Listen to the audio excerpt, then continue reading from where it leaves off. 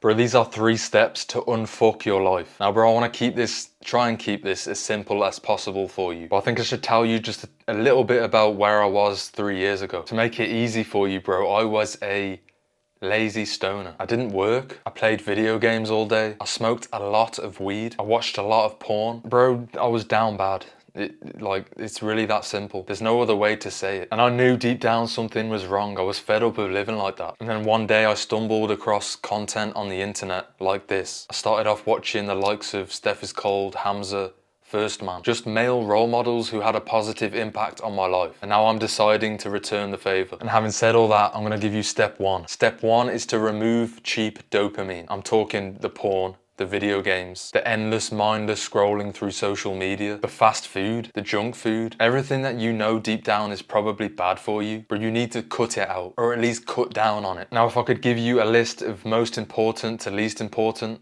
I'm gonna say porn and video games are the most important. They're the 2 things that you really just need to stop doing. They don't really provide any value to your life. They're sapping you of mental energy and they're stopping you from reaching your potential. It's honestly just that simple. Now, the social media thing is a little bit different. Obviously, you're watching this on social media and you can actually find valuable content on social media. But the tips that I would give you is to try and cut out the entertainment, mindless part to it and focus on the valuable parts. The videos on social media like this, the motivational videos, the content that will actually help you, the content that you can actually learn from. Because if you're learning from it, that's adding value to your life, believe it or not. I know there's a lot of people out there that say, "I'll just cut out social media completely." And bro, I used to spread that message. And whilst I do still think social media can be a bad thing for your mental health, like I say, I think there's a lot of it that you can actually gain value from.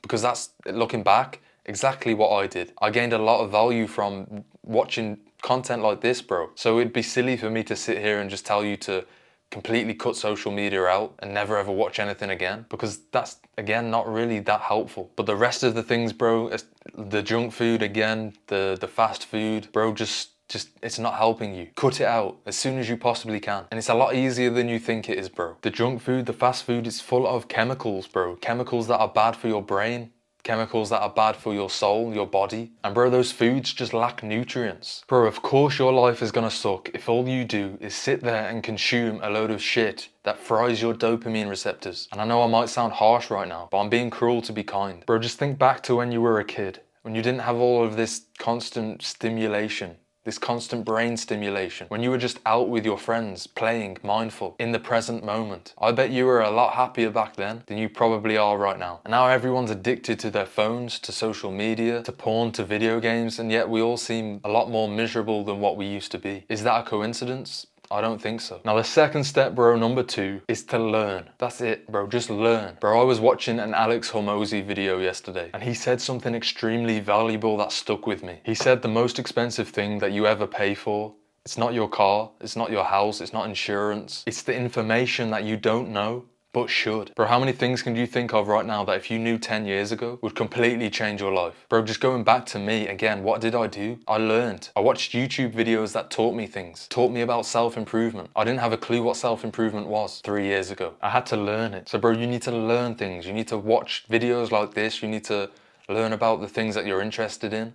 Read books, learn more about the mind, learn more about how the mind works, how your self-image works, learn more about mindset. There's so much out there that you could learn, bro, it's scary. And the difference between you living a shit life and the life that you really want to live, it's just how much information you learn. Now, I'm actually gonna leave a list of books pinned in the comment section of this video. It's gonna be a list of books that I've either read or I'm going to read that have helped me become who I am today, that have helped me unfuck my life. I have one right here that I'm about to read again, The Magic of Thinking Big. I've listened to this on audiobook and it helped me that much that I actually bought the book to read again, because I think you actually take in more information when you read it as opposed to listening to it. But regardless of that, bro, you need to start reading some books and you need to start just learning things, bro. Again, it's a very simple step. Stop placing all your time and energy into bullshit entertainment content on YouTube and start placing it into content like this. You will be surprised of how much of a massive difference that will have on your entire life. Now, the third and last step is probably the easiest step,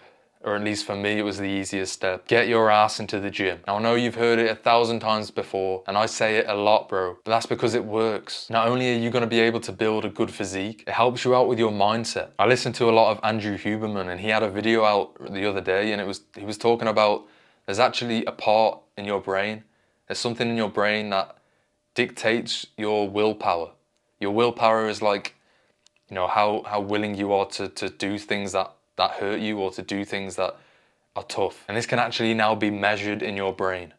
The more things that you find hard, but you do them anyway, that part of your brain gets bigger, which increases your willpower, which makes it easier for you to do hard things. But it can also get smaller. When you don't do these hard things, that part of your brain starts to shrink down. And that's very interesting, bro. That's basically saying that you can build mental strength and you can completely change your mindset. Like, it's literally backed by science. It's not just woo-woo bro science anymore. And the gym is one of the best things for this, bro, because, you know, it's not always fun going to the gym. It's not always easy lifting heavy ass weights. Sometimes it's difficult. Sometimes you really don't want to do it, but if you go and do it anyway, you build up that willpower. You start to improve your life. Again, it's very simple. The gym really is a fundamental part of self-improvement. It's a fundamental part of improving your entire life. I guarantee you 90% of the guys that you look up to go to the gym. They work out, or they do some sort of physical exercise. And just off topic, going back to the mindset and willpower, cold showers. Bro, if you can start taking cold showers, or even better, if you're brave, bro,